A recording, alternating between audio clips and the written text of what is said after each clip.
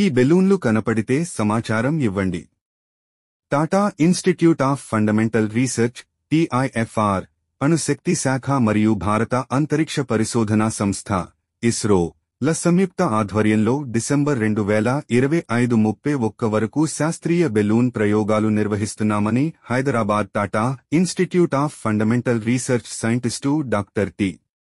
వెంకటేశ్వరరావు సోమవారం ఒక ప్రకటనలో తెలిపారు. శాస్త్రీయ బెలూన్ ప్రయోగాలు పూర్తయిన అనంతరం పరికరాలు బెలూన్ నుండి విడిపోయి రంగుల పారాషూట్లతో నెమ్మదిగా భూమిపైకి వస్తాయన్నారు.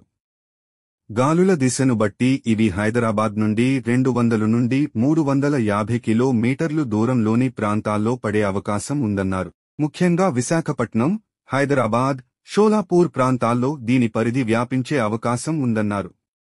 పాలిథిన్ పదార్థంతో తయారైన ఈ బెలూన్ల వ్యాసం 50 నుండి 85 మీటర్ల వరకు ఉంటుందన్నారు.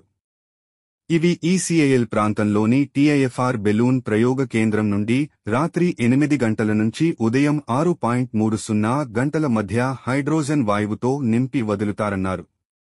ఇవి 30 కిలోమీటర్లు నుండి 42 కిలోమీటర్లు ఎత్తు వరకు చేరి శాస్త్రీయ పరికరాలతో ప్రయోగాలు నిర్వహిస్తాయన్నారు. ఈ పరికరాలు ఆంధ్రప్రదేశ్ రాష్ట్రంలోని తూర్పు, పశ్చిమ గోదావరి, కృష్ణా, గుంటూరు, ప్రకాశం, కర్నూలు, చిత్తూరు, అనంతపురం, SPSR నెల్లూరు, శ్రీకాకుళం, విజయనగరం, వైఎస్ఆర్ కడప మరియు విశాఖపట్నం జిల్లాల్లో పడవచ్చునని తెలిపారు.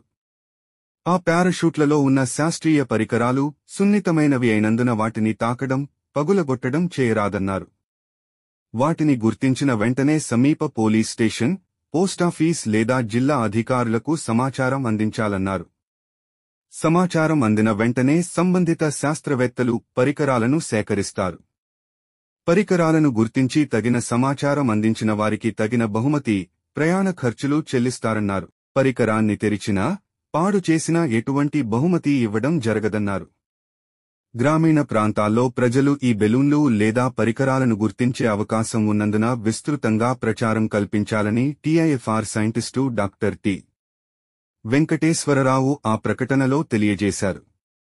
జారీ చేసినవారు సంచాలకులు, సమాచార పౌర సంబంధాల, ఆంధ్రప్రదేశ్.